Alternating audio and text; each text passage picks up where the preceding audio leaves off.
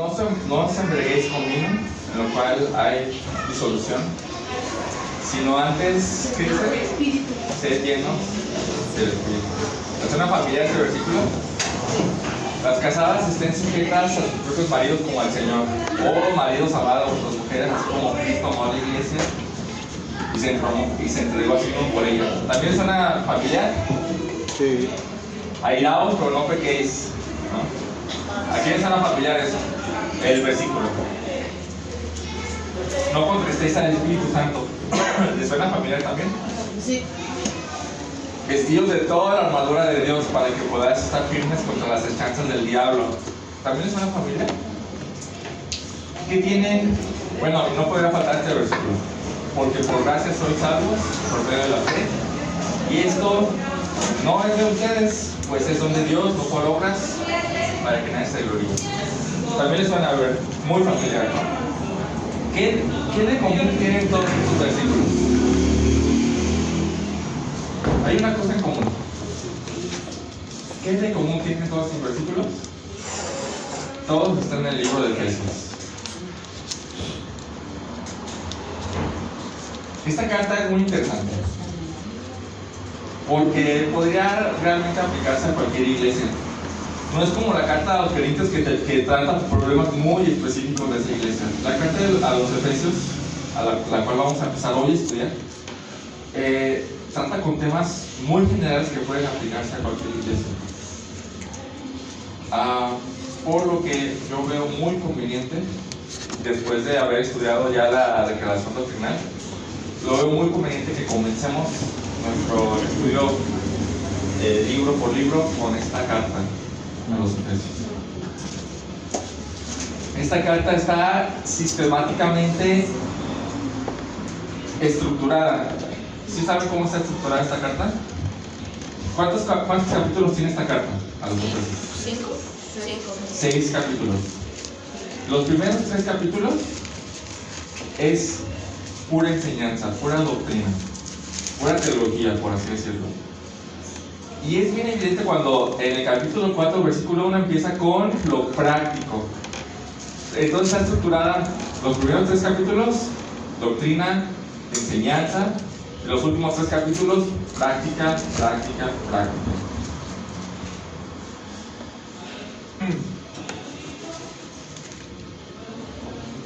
Por lo cual desde ahí ya empezamos a ver principios, ¿no?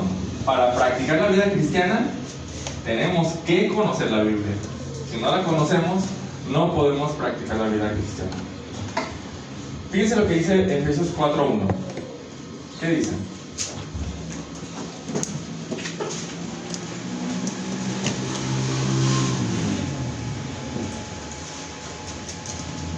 ¿Alguien que lo quiera leer? Efesios 4:1. Por eso yo que estoy preso por la causa del Señor, les ruego que vivan de una manera digna del llamamiento que han recibido. Dice, les ruego que vivan con una manera digna de la práctica, con la vocación con que han sido llamados. Y dices, pues ¿cuál es la vocación? Bueno, te la dijeron en los 3 primeros capítulos. Entonces, doctrina, práctica. Una tercera cosa que es que esta carta es considerada dentro del grupo de las cartas de la prisión. ¿Qué significa esto? Que junto con Filipenses, con Colosenses y Filemón, Pablo escribió Efesios mientras estaba en arresto domiciliario. Timoteo, ¿no? No. Es otro arresto.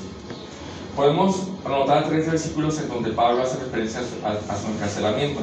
Capítulo 3, versículo 1, dice: por esta causa yo, Pablo, prisionero de Cristo Jesús, por amor a ustedes los gentiles. Este es un versículo. El segundo versículo es el 4:1, donde dice: yo pues prisionero del Señor.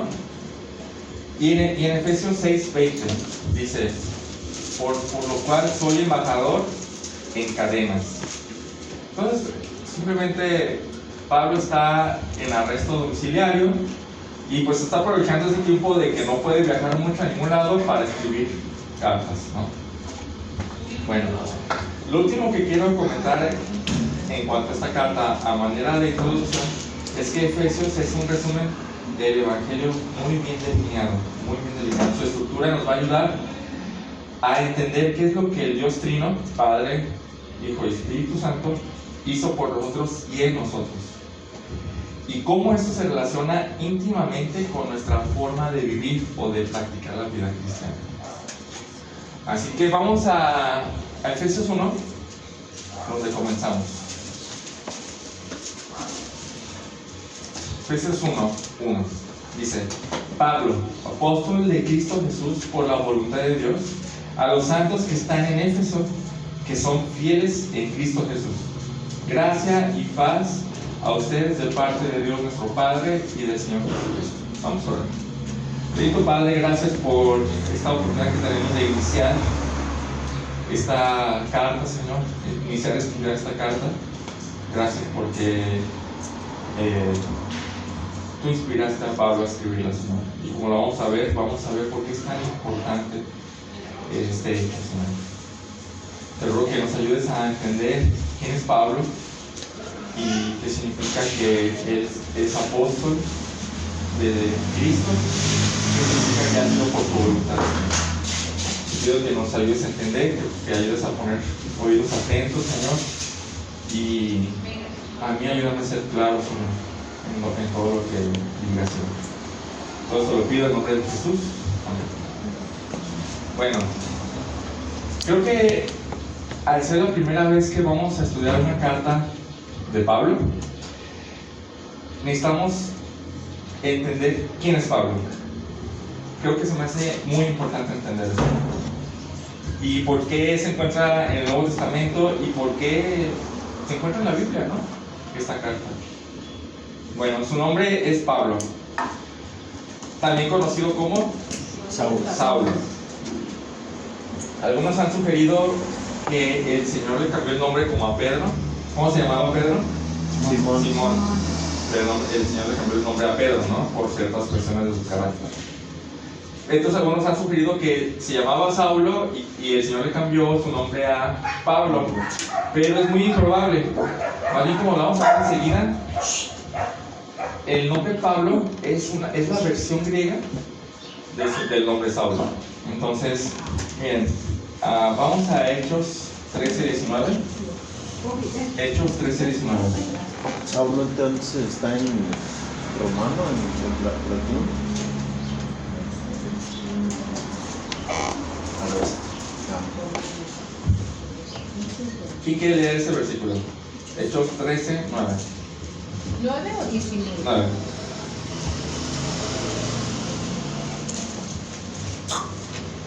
Entonces Saulo, que también se llamaba Pablo y tenía el poder del Espíritu Santo, miró fijamente al Cristo.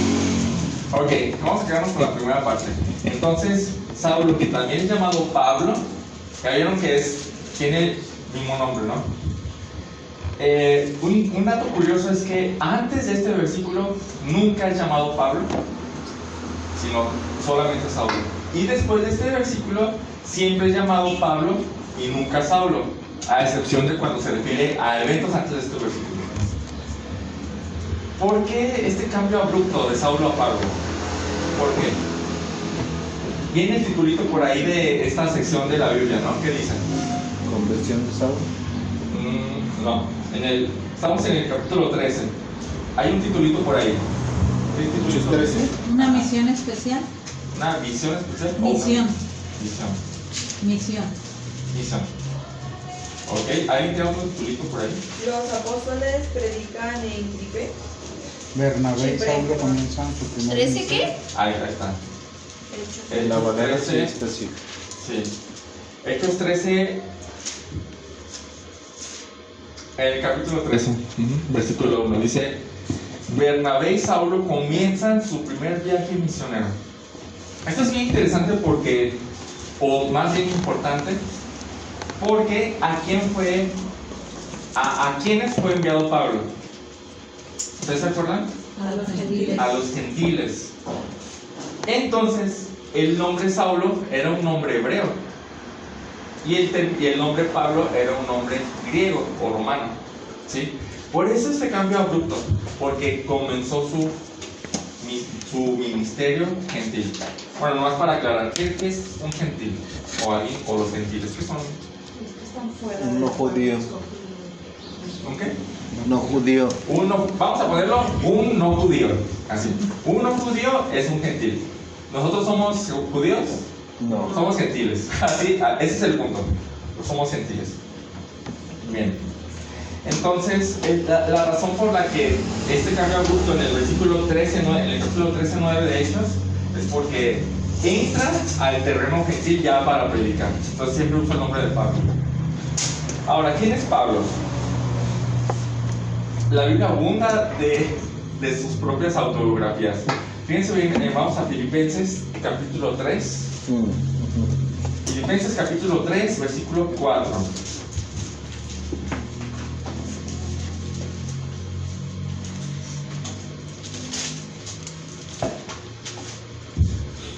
Dice, aunque yo mismo podría confiar también en la carne, si algún otro debe tener motivo para confiar en la carne, yo mucho más.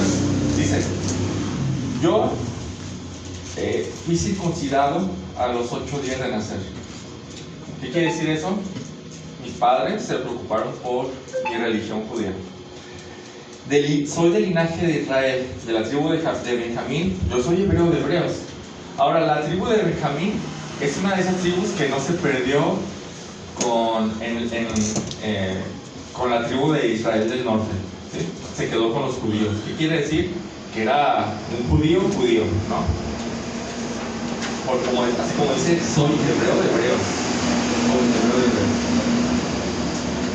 Y aquí se empieza a poner interesante. En cuanto a la ley, ¿qué dice? Fariseo. Soy fariseo. En cuanto al celo, ¿qué dice? Perseguidor de la iglesia. O sea, tengo mucho celo. En cuanto a la justicia de la ley, ¿qué dice? Irreprensible. Nadie puede decir nada de que no he cumplido algún punto de la ley. Dices, wow. Empezamos a ver entonces que es un judío tradicional, y aparte fariseo, aparte perseguidor de la iglesia, y aparte hallado irreprensible en cuanto a la justicia que es por la ley de Dios. Okay. Pero vamos a empezar a ver qué es eso. ¿Qué es eso de fariseo? Porque Pablo dice, soy fariseo. ¿Qué quiere decir que es fariseo? Maestro de la ley. ¿Qué más? Que no siguen ninguna religión. ¿Que no qué? Que no siguen ninguna religión. No, al contrario, que es sumamente religioso. Sumamente religioso. Que tuvo estudios superiores Ok, puede ser también. ¿Sí? ¿Alguien más? Vamos a Hechos 26:5. Y esto nos va a definir qué es un fariseo. Hechos 26:5.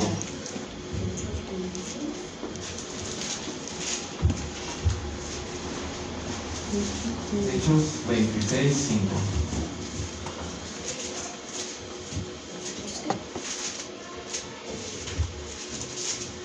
¿Quién no quiere leer? Los cuales también saben que yo he de ser desde el principio quien testificarlo conforme a la más rigurosa secta de nuestra religión, viví fariseo. ¿Cuáles son las palabras claves aquí? Conforme a la más estricta secta de nuestra religión, yo viví fariseo. Con otras palabras, viví como fariseo, de acuerdo a la secta más estricta de nuestra religión. ¿Qué significa ser fariseo? Un religioso empedernido que sigue regla tras regla, cuadrado, y que no se sale de ahí. Muy religioso, demasiado religioso. ¿Okay? Los fariseos todos los judíos no eran fariseos.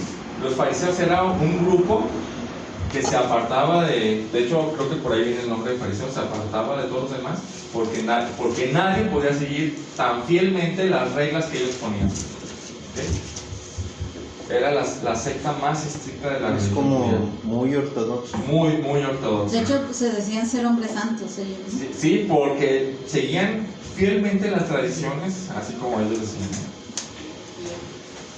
Ok, por eso decía que en cuanto a la ley, él es fariseo.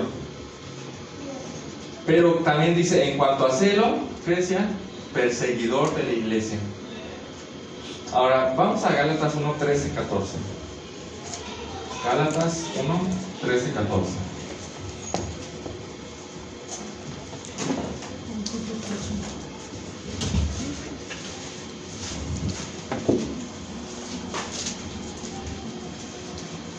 Gálatas, ¿qué?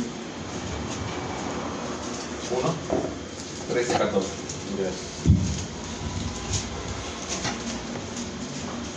Él empieza a hablar un poco de lo que él era antes de Cristo, ¿no? Y dice, porque ustedes han oído acerca de mi antigua manera de vivir en el judaísmo, de cuán desmedidamente perseguía yo a la iglesia de Dios y trataba de destruirla. Y también otra cosa que nos habla de Pablo es que yo aventajaba en el judaísmo a muchos de mis compatriotas y contemporáneos, mostrando mucho más celo por las tradiciones de mis antepasados. ¿De qué habla aquí? Perseguidor de la iglesia. Y cuando dice que él estaba a destruirla, habla de asesinatos. O sea, él asesinó cristianos. ¿Cuántos? Durante el tiempo que él estuvo persiguiendo, él pienso que muchos, ¿no? Aparte de que él es perseguidor de la iglesia, dice que él aventajaba mucho a sus contemporáneos compatriotas. O sea, entre los judíos, él era de los más, ¿sí? Y aparte tiene mucho celo por la Biblia. ¿Qué dice? Exagerado. ¿Por qué tiene celo? ¿Qué dice? Las tradiciones. Por las tradiciones de mis antepasados, ni siquiera por la Biblia. O sea, sus tradiciones eran para los judíos, las tradiciones son así, el todo. Bien. Entonces, ¿por qué perseguía a cristianos? Dice un pastor que él amaba tanto su religión y la entendió tan mal que cuando el Mesías vino para cumplir la ley, él nos dio ese mensaje y necesitaba desesperadamente destruir a aquellos que lo creían y necesitaba desesperadamente destruir a aquellos que creían ese mensaje y estaban difundiendo estas, para él, falsas interpretaciones del Antiguo Testamento. Entonces Pablo estaba demasiado errado en lo que él creía. También Pablo era extremadamente celoso de sus tradiciones. Era fariseo, religioso empedernido. En otra ocasión él dice que fue instruido a los pies de Gamaliel. Eso quiere decir que desde joven él tuvo una educación muy buena en las tradiciones, ¿no? Era una figura interesante. Él odiaba a los cristianos tanto como para matarlos. Y dices, ¿esta persona es la que escribió Efesios? ¿Es la persona que escribió un libro que está en la Biblia? No uno, muchos. 13 cartas del Nuevo Testamento. Fue quien más escribió. Fue quien más escribió en el Nuevo Testamento. Pero sigue diciendo Gálatas. ¿Estamos ahí en Gálatas todavía? Gálatas, versículo 15.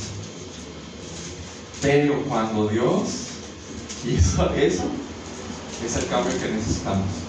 Pero cuando Dios, que me apartó desde el vientre de mi madre y me llamó por su gracia, tuvo a bien revelar a su Hijo en mí, para que yo lo anunciara entre los gentiles. Pablo es el apóstol de los gentiles, no los no judíos. ¿Sí? ¿Cómo pasó esto? ¿Cómo pasó de ser perseguidor de la iglesia a ser el apóstol que Cristo escogió para llevar el evangelio a los que no eran judíos? ¿Cómo pasó eso? O sea, ¿qué hizo Pablo? Pablo no, Jesús. Vamos a Hechos 26, 12 al 18.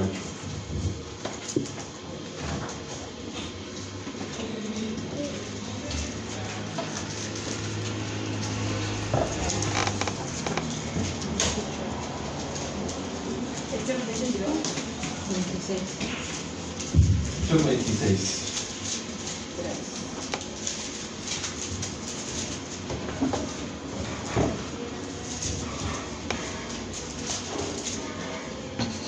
Desde el 9 vamos a leer. Dice: yo ciertamente había creído mi deber hacer muchas cosas contra el nombre de Jesús de Nazaret, lo cual también hice en Jerusalén. Yo encerré en cárceles a muchos de los santos, habiendo recibido poderes de los principales sacerdotes cuando, dice, y cuando los mataron yo di mi voto, o sea, yo fui partícipe de su muerte. Y muchas veces castigándolos en todas las sinagogas, los forcé a blasfemar y enfurecido sobremanera contra ellos, los perseguí hasta las ciudades extranjeras. Esto lo está narrando a un gobernante. Y dice: ocupado en esto, cuando iba para Damasco, con autoridad y convicción de los principales sacerdotes, al mediodía, oh rey, yendo de camino, vi una luz procedente del cielo más brillante que el sol, que resplandecía alrededor mío y de los que viajaban conmigo. Después de que todos caímos al suelo, oí una voz que me decía en el idioma hebreo. ¿Cómo le decía? Saulo, Saulo, ¿qué me persigues? Yo soy Jesús a quien tú, ¿por qué me persigues? Dura cosa te es dar cosas contra el aguijón. Entonces dije: ¿quién eres, Señor? El Señor dijo: yo soy Jesús a quien tú persigues. Pero levántate y ponte de pie, porque te he aparecido con el fin de designarte como ministro y testigo, no solo de las cosas que has visto, sino también de aquellas en que me apareceré a ti. Te rescataré del pueblo judío y de los gentiles, a los cuales yo te envío, para que les abra sus ojos a fin de que se conviertan de las tinieblas a la luz, del dominio de Dios, de Satanás a Dios, y para que reciban por la fe en mí perdón de pecados y herencia entre los que han sido santificados. Entonces Pablo viajaba a Damasco por negocios. Porque aquí iba a Damasco Para matar cristianos. a traer cristianos para meterlos a la cárcel. Eso iba a Damasco. Ahora Damasco no está en Jerusalén. Si podemos poner un mapa aquí. Aquí está el mar de Galilea, bueno, el Golfo, creo, y acá está Israel, y por acá está Damasco, por acá está Jerusalén. Él estaba aquí y se fue muy lejos de su tierra para perseguir cristianos. ¿Qué quiere decir eso? Tenía mucho celo por su religión.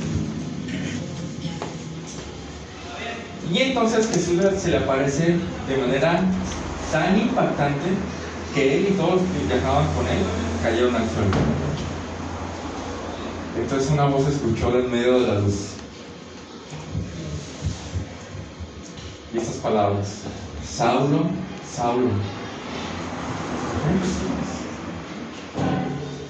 ¿quién es este que está hablando? Jesús.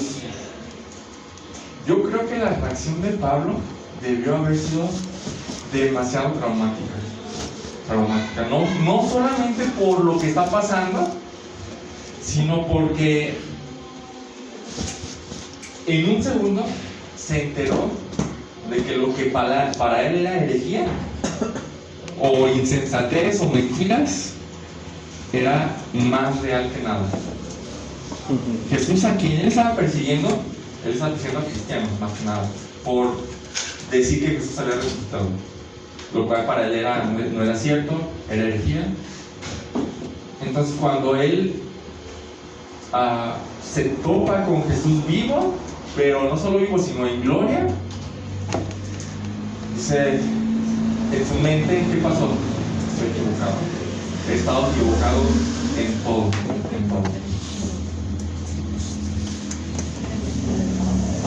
Y quiero detenerme por un momento aquí. ¿Qué podemos aprender de lo que le sucedió a Pablo? ¿Qué podemos aprender de esto? Que todos nos podemos equivocar. ¿Qué tipo de persona era Pablo? ¿Era tibio en su religión? ¿Era como que no le importaba la religión? No, era muy Era caliente. ¿Se sabía la Biblia? Sí. Se sabía la Biblia. ¿Creía que alababa a Dios? Sí. Creía que estaba bien con Dios. Sí. Sí. ¿Y saben? Eso es lo más interesante. Un religioso de primera, alguien que se sabe la Biblia, alguien que cree que está bien con Dios, puede estar equivocado. Increíble.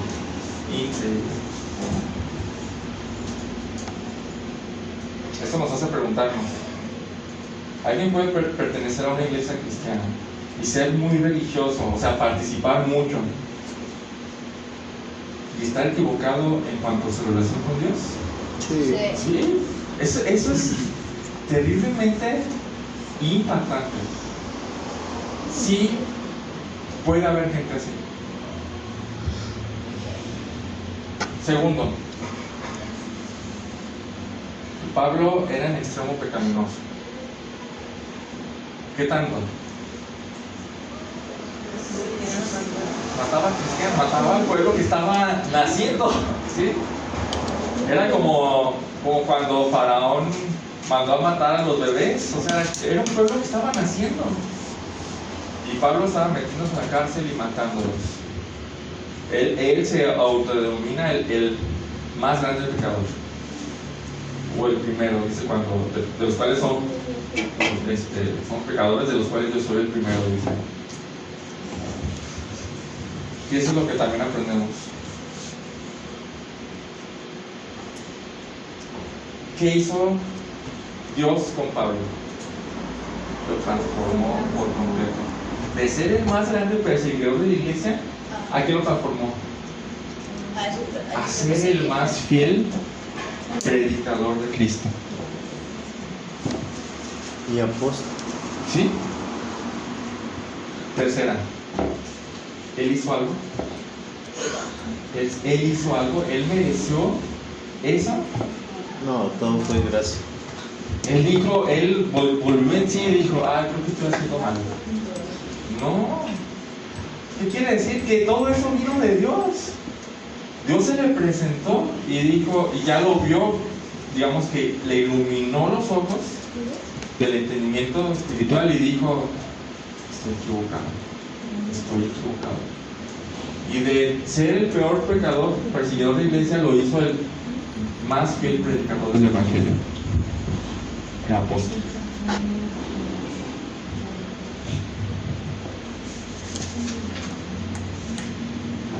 Si hizo eso con Pablo, ¿qué no puede hacer por alguien más? ¿No? ¿Qué no puede hacer por alguien más? O sea, ¿quién creemos que es imposible que se salve? Mi papá, un familiar suyo, un hermano, un esposo, una esposa. No hay nada imposible para Dios.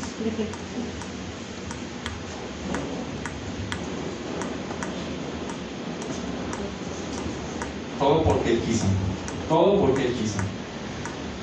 Y esta es una de las grandes enseñanzas del libro de Efesios: la soberanía de Dios. Y va a haber muchas cosas, vamos a seguir hablando de esto, pero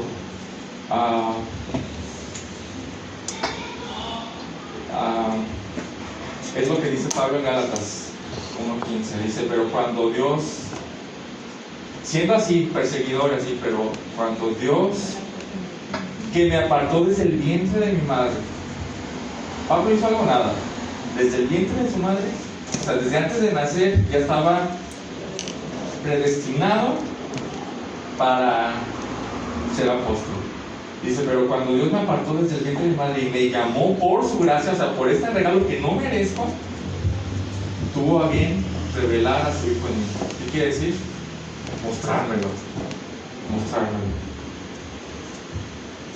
Y lo siguiente que vamos a ver es: ¿con qué propósito lo salvó? ¿Se acuerdan? Que dice lo que leímos en Hechos: para llevar el evangelio a los gentiles.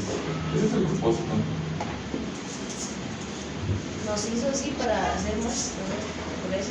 ¿Perdón? Que nos hizo así como para nosotros hacer más. Bueno, no nosotros, pues, por medio de Dios, en nosotros hacemos eso. Sí, es una parte. Vamos a ver qué es lo que significa. Entonces, ya vimos El versículo 1 de Efesios 1:1 dice Pablo. Bueno, hasta ahí vamos. Pablo, ¿qué dice? Efesios 1:1. Pablo. ¿Quién lo tiene? Yo, Pablo, apóstol de Jesucristo. Por la voluntad de Dios. Pablo, apóstol de Jesucristo por la voluntad de Dios. Bueno, ¿qué entendemos por apóstol? ¿Qué significa eso de apóstol? Porque yo creo que es una de esas palabras que estamos bien acostumbrados a escucharla en este ámbito cristiano. Pero, ¿qué significa? El mensajero enviado. Embajador del reino, enviado, por allá dijeron. Seguidor. Mensajero, heraldo. Ok. Bien. La palabra escogida. Sí, también.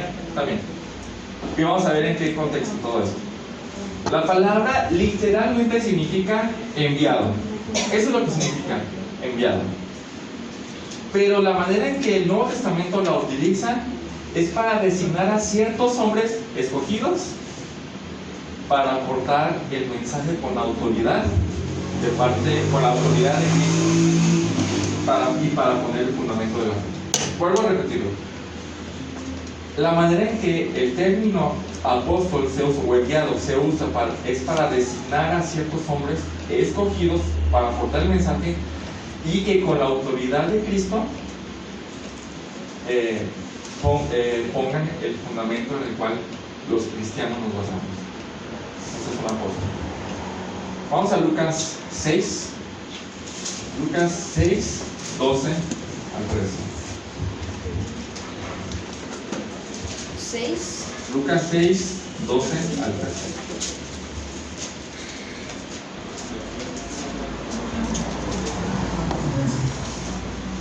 Dice, en esos días Jesús se fue al monte a orar y pasó toda la noche en oración a Dios.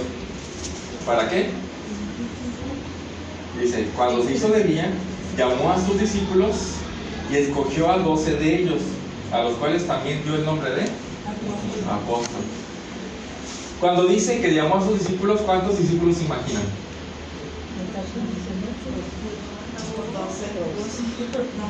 Muchos, pero eran muchos. Jesús tenía muchos discípulos. Muchos. ¿Sí se acuerdan en la escena? ¿Discípulos o apóstoles? Discípulos. ¿Sí se acuerdan la escena donde están, donde se repartió el pan y al siguiente día muchos llegaron para que les dieran más pan? ¿Sí? Bueno, Jesús empezó a hablar tan fuerte que dice, muchos de sus discípulos lo dejaron de seguir. ¿Okay? Juan 6:6. Juan 6.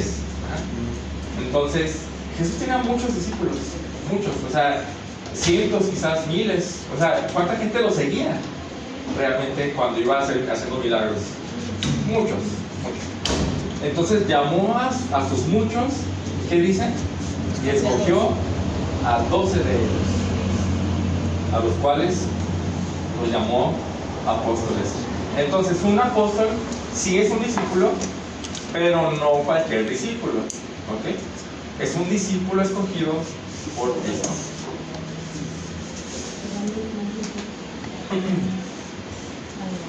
Bueno, ¿qué tenían de especial estos 12 escogidos, 12 apóstoles? ¿Qué tienen de especial? Vamos a capítulo 9.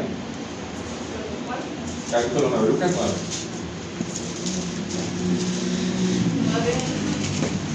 Versículo 1.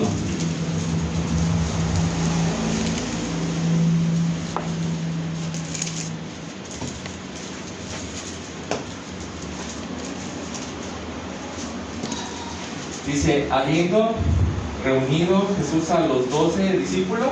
Bueno, ya estamos hablando de 12, ¿no? ¿Quiénes son esos 12 discípulos? Los apóstoles. Dice, ¿qué hizo con ellos?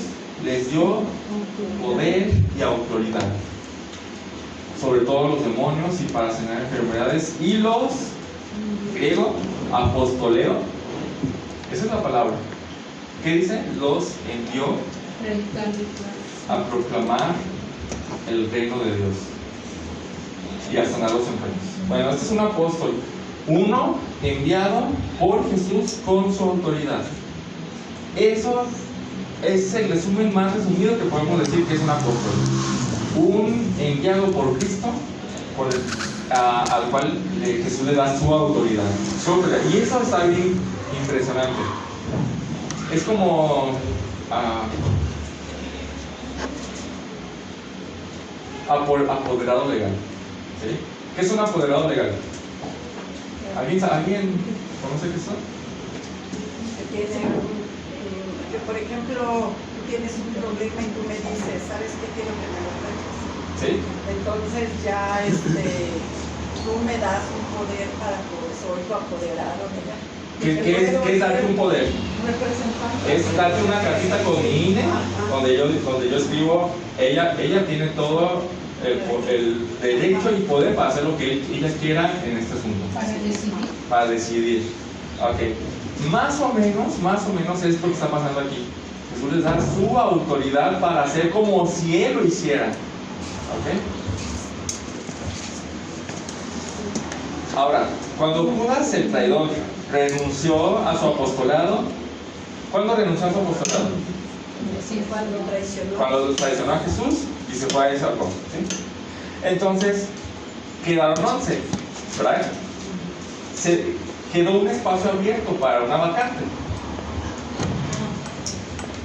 Literalmente. Y este pasaje que vamos a ver ahorita nos va a ayudar a definir quién puede ser apóstol entonces. Vamos a Hechos 1.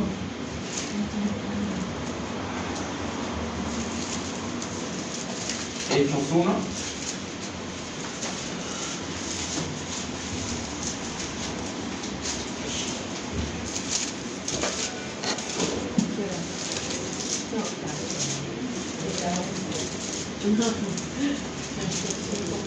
Versículo 21. Solamente quiero que me ayuden a ver cuál es el titulito de esa sección en el 12. ¿Qué dice? Elección del sucesor de Judas. Ok, bueno, de pasada quiero decir que estos titulitos no son inspirados, ¿eh? Algunas Biblias pueden tener esos titulitos o algunas no. Esos se introdujeron para hacer más fácil nuestra lectura, pero pueden no estar. Pero nos ayuda, ¿no? Va a hablar de la elección del sucesor de Judas, o sea, del llenado de esta vacante que dejó Judas. Entonces dice el 21, por tanto, ya habló mucho de que ya desertó y todo eso. Dice, por tanto, es necesario que de los hombres que nos han acompañado todo el tiempo que el Señor Jesús vivió entre nosotros, comenzando desde el bautismo de Juan hasta el día en que de entre nosotros Jesús fue recibido arriba en el cielo, uno se ha constituido testigo con nosotros de su resurrección. O sea, en otras palabras, ¿a quién van a escoger? ¿O a qué tipo de persona van a escoger? ¿Qué requisitos? Está la vacante, ¿no? Entonces hay dos requisitos nada más. Entonces están todos los discípulos formados y hay dos requisitos. ¿Cuáles son los dos requisitos? Que haya conocido a Jesús. Que haya caminado con Jesús desde el día que Jesús fue bautizado hasta que fue recibido arriba. O sea, durante todo el ministerio de Jesús. ¿Y el segundo requisito?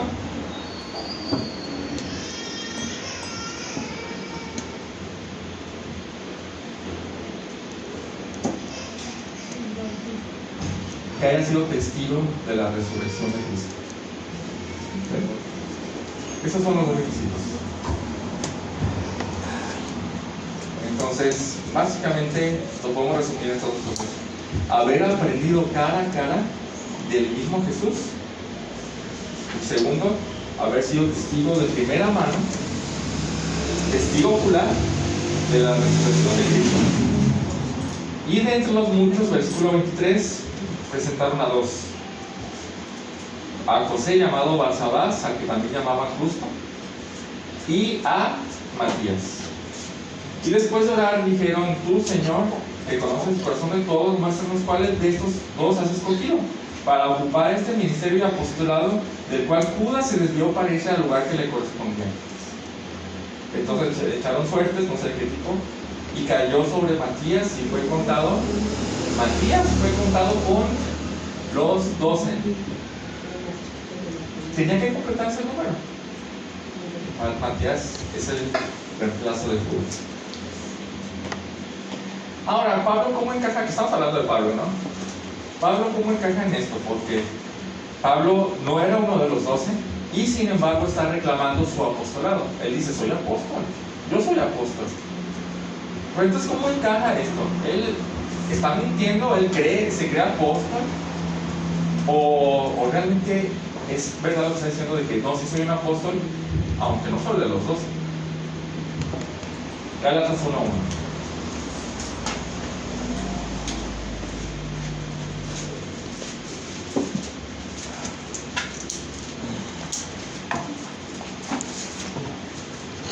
Gálatas 1:1 dice, Pablo, apóstol, y dice, no de parte de hombres, ni mediante hombre alguno. ¿Qué quiere decir esto? No es que alguien me puso, ni siquiera yo me puse, ¿sí? Y no es que soy enviado de ningún hombre. Dice, sino por medio de Jesucristo y de Dios el Padre, que lo resucitó de los muertos. Entonces, él está diciendo, yo no es porque alguien me envió, es porque Cristo mismo me envió. Él está reclamando su apostolado, está diciendo, yo no fui instituido por ningún hombre, a mí Cristo me puso. Pero ¿cómo ocurrió eso? Vamos de nuevo a Gálatas 1:15 al 16.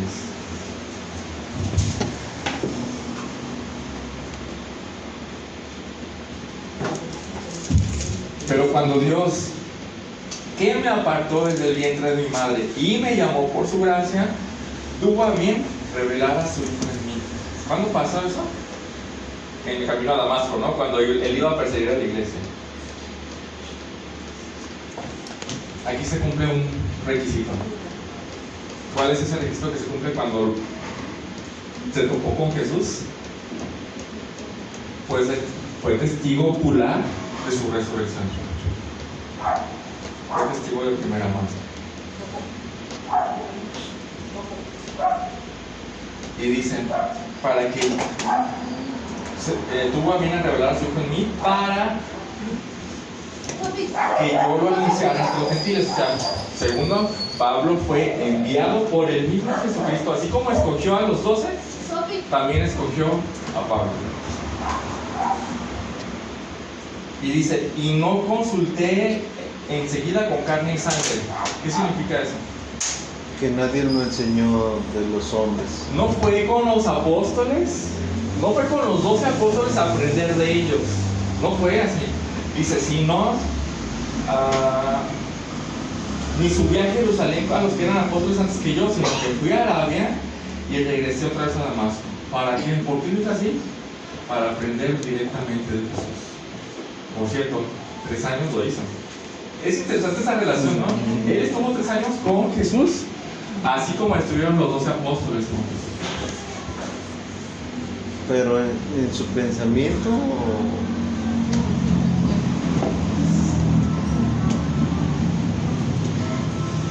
Pablo estuvo a solas con Jesús para aprender directamente de él. Entonces ahí está el segundo requisito, aprender directamente de él.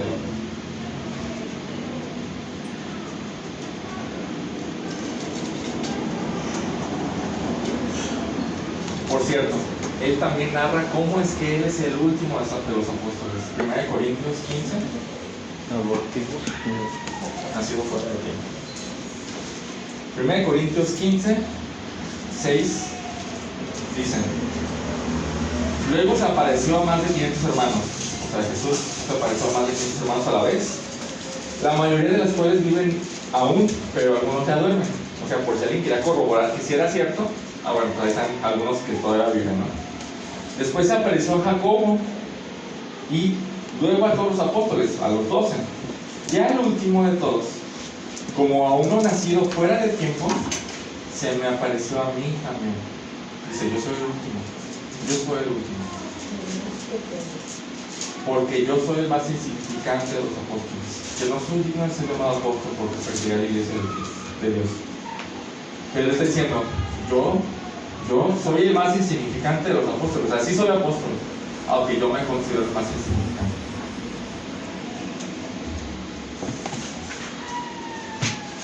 Después, la pregunta: ¿qué pasó entonces con esta relación entre los 12 apóstoles y este nuevo apóstol? Los 12 apóstoles lo recibieron, le hicieron fuchi. ¿Qué pasó ahí? Porque ese hecho es de suma importancia para todo el cristianismo. Vamos a Gálatas 2, versículo 6. Y dice: y de aquellos que tenían reputación de ser algo, lo que era, nada importa, Dios no hace acepción de personas. Pues bien, los que tenían reputación, nada me enseñaron. Eso es interesante. Los apóstoles nada nuevo le dijeron a Pablo. ¿Saben qué quiere decir eso? Que Jesucristo le enseñó todo lo que le enseñó a los apóstoles. Así. Y dice: sino al contrario, vieron que se me había encomendado el evangelio de la circuncisión, o sea, a los gentiles, así como a Pedro se le había encomendado los de la circuncisión, o sea, los judíos. Porque aquel que obró eficazmente para con Pedro en su apostolado de la circuncisión, o sea, los judíos, también obró eficazmente para conmigo en mi apostolado a los gentiles, o sea, a los no judíos. Entonces, aquí está lo interesante. Al reconocer la gracia que se me había dado, Jacobo, Pedro y Juan, que eran considerados como columnas, este es un hecho sin precedentes. Nos dieron a mí y a Bernabé la diestra de compañerismo. Wow. Los apóstoles dijeron, los 12 reunidos, pero liderados por Jacobo, Pedro y Juan, dijeron: tenemos que reconocer que Jesús también nos envió a los gentiles. Lo reconocemos y bienvenido, eres parte de los 12. Aunque es el 13avo, eres parte de los 12. Bienvenido. ¿Qué hubiera pasado si no le hubieran dado esa mano de compañerismo? Sería la primera división de la iglesia. Por un lado Pablo y los que siguen a Pablo, y por otro lado Pedro y los que siguen a Pedro. Pero gracias a Dios ellos dijeron: somos parte de lo mismo. Estamos de acuerdo en que aquí se te encomendó también un apostolado. Muy bien. De hecho, tanto así que Pedro dice esto en 2 de Pedro. 2 de Pedro 3:15. Dice: considere la paciencia de nuestro Señor como salvación, tal como les escribió también nuestro amado hermano Pablo. Dice, está hablando Pedro, según la sabiduría que le fue dada. Asimismo, en todas sus cartas, posiblemente ya están las 3 escritas, asimismo en todas sus cartas habla de estas cosas de la salvación, en las cuales hay algunas cosas difíciles de entender, ¿sí? Que los ignorantes e inestables tuercen, como también tuercen el resto de las escrituras. ¿Saben en qué nivel está poniendo las cartas de Pablo, Pedro? A nivel de escritura, a nivel de palabra de Dios. ¿Por qué está haciendo eso? Porque un apóstol es uno enviado por Jesucristo con autoridad de Jesucristo. Ese es el punto. O sea, los apóstoles tienen la autoridad para escribir palabra de Dios. Eso es increíble. Increíble. Entonces, resumiendo, para ser un apóstol, el candidato tiene que haber sido enviado por Cristo directamente.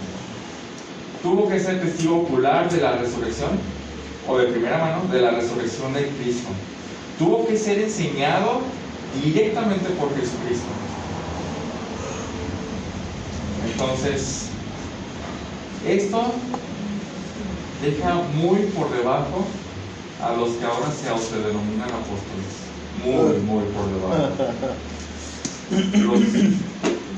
Los deja como todo un fraude. Los deja como impostores. Los deja como falsos maestros. Por lo cual, cuando alguien se autodenomina apóstol, no es así. Entonces ponemos, ese es un falso maestro. No es cierto, es un mentiroso. Un mentiroso que se quiere autodenominar algo que no se puede. Solo hubo 12 apóstoles más uno. Por último y no menos importante, regresando a Efesios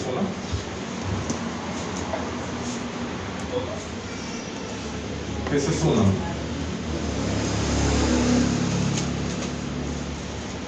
Sigue diciendo, Pablo, ya sabemos quién es Pablo, ¿no? Ya entendimos de dónde viene Pablo.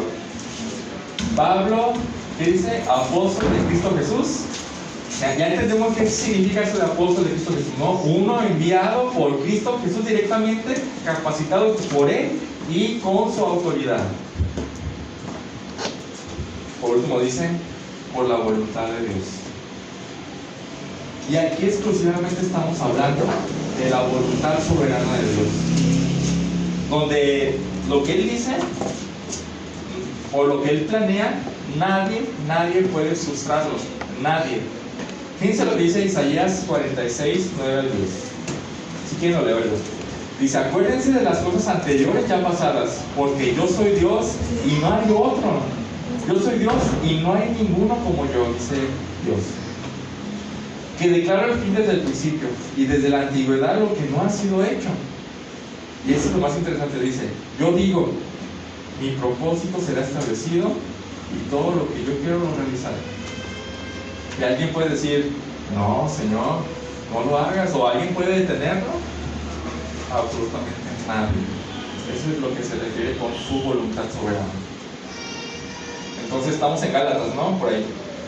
Gálatas 1:15 dice, pero cuando Dios, ¿qué me apartó? ¿Desde cuándo? Desde antes de nacer. Dice, espérate, Dios apartó a Pablo antes de nacer, pero no había hecho nada como para merecerlo. No se trata de merecerlo, se trata de lo que Dios desea y va y sus planes, y que nadie, absolutamente nadie, va a poder impedir.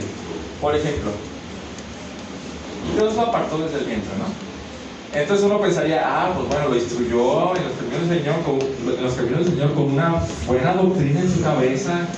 Y cuando llegó Jesucristo, Él reconoció luego a Jesucristo. Alguien podría pensar que la voluntad soberana es así, pero no. En su crecimiento y en su caminar, Pablo se desvió tremendamente. ¿Sí o no? ¿A qué grado? Al grado de perseguir a la iglesia y matar a cristianos y no entender quién era el Mesías. No entendía quién era el Mesías. Pero eso frustró el plan de Dios. No, eso es soberanía de Dios. No lo frustró, sino que Él soberanamente, y yo creo que sin ningún esfuerzo, sin ninguna dificultad, Dios se le presentó y le transformó. Y dice, yo te había apartado del vientre para ser testigo mío. Por eso dice, pero cuando Dios, que me apartó desde el vientre de mi madre y me llamó por su gracia, esa es otra palabra que nos muestra, no es porque hiciste algo, nomás es porque yo quise dártelo.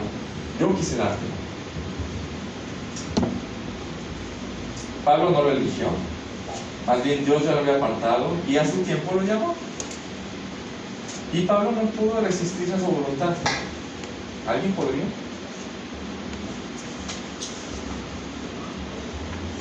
Así que tenemos a Pablo diciendo, yo soy Pablo, quien escribe esta carta es Pablo, apóstol de Cristo Jesús. Estoy seguro, y tienen que saberlo. Yo soy enviado, yo tengo la autoridad de Jesucristo para escribir esto. Y no es por mi voluntad, no es porque yo quise, y es más, yo no quería. Pero la voluntad de Dios es irresistible. ¿Qué enseñanzas podemos obtener de toda esta sección pequeña? Que no podemos ser hijos de Dios sin Dios. Bueno, no podemos ser hijos de Dios sin que Dios haga algo en nosotros. ¿Qué más? La soberanía de Dios. Que dice, lo voy a hacer aunque parezca a los ojos de los hombres que es imposible. ¿Sí? ¿Quién se imaginaría? Cuando Pablo ya se convirtió, esa luz lo dejó ciego, Entonces se le dijo, ve a No me acuerdo a dónde. ¿Se acuerdan dónde? ¿A qué ciudad? No me acuerdo. Pero le dijo, ve a tal ciudad. Y ahí se tiraron de duda. Entonces Dios por aparte le dijo a Bernabé, creo, ¿no? Ananías, sí. ¿Sabes qué? En tal lugar, en tal calle, en tal casa está Pablo. Necesito que ores por él para que reciba la vista otra vez. Dice Ananías, Señor, ¿sabes quién es Pablo? O sea, ¿alguien se lo esperaba? No. ¿Alguien se esperaba que el perseguidor más mortal que tenía el cristianismo en los primeros días del cristianismo se convertiría a Cristo? Nadie lo esperaba. Así es inesperado la soberanía de Dios. ¿Qué más? ¿Qué más podemos aprender de Pablo, apóstol de Jesucristo, por la voluntad de Dios? Ella estaba apartado desde el vientre de su madre. Predestinado. Efesios abunda en eso, abunda de la predestinación y el que nos escogió antes de la fundación del mundo. Yo, dentro del principio que ya siendo tú cristiano en tu iglesia tienes que predicar el evangelio a más gente. El apostolado con mayúscula solo se transfirió a los 12 más Pablo. Pero el apostolado con minúscula, ¿a quién se transfiere? Me refiero a los enviados. Todos somos enviados para predicar el evangelio. Todos somos enviados para llevar las buenas nuevas a todos los gentiles que somos nosotros y todo Colinas. Todo Santa Marta se llama, se me olvidó eso, ¿no? Santa Marta, Cañadas, Las Palmas, a todo alrededor, al Moral.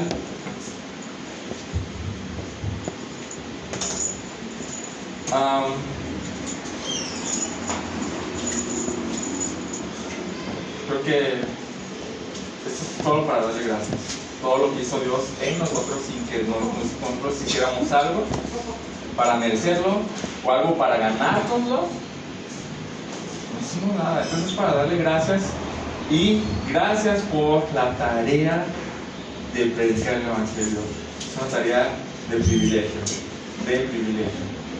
¿A quién ni siquiera los ángeles les dice vayan y prediquen el evangelio? ¿A quién les dice? A los humanos pecadores salvados. Vamos a dar gracias. Padre bendito, gracias por en primer lugar haber transformado a Pablo. Gracias porque le diste toda la autoridad y lo enviaste para escribir estas palabras que hoy consideramos palabras tuyas, Señor. Están a la altura de los salmos, están a la altura de los evangelios, están a la altura de Génesis y Apocalipsis, Señor. Gracias porque no hay ni una sola diferencia entre lo que Jesús dijo y lo que Pablo dijo, Señor, porque todo es palabra tuya. Gracias por darle esa autoridad y en eso confiamos, Señor. También gracias porque no es que Pablo haya hecho algo, Señor, y no es que nosotros hicimos algo sino para ganarnos la salvación o este privilegio, sino que tú de tu pura voluntad y solo porque quisiste, lo hiciste y lo vas a hacer. Vas a seguir salvando gente solo porque tú quieres, ¿no? Gracias por darnos esta gracia y ayúdanos a esta semana meditar, ¿no? Que esto que estamos aprendiendo no dejarlo pasar. Ayúdanos a eso, sino que en el transcurso de la semana estemos meditando en tus verdades, Señor, tan grandes.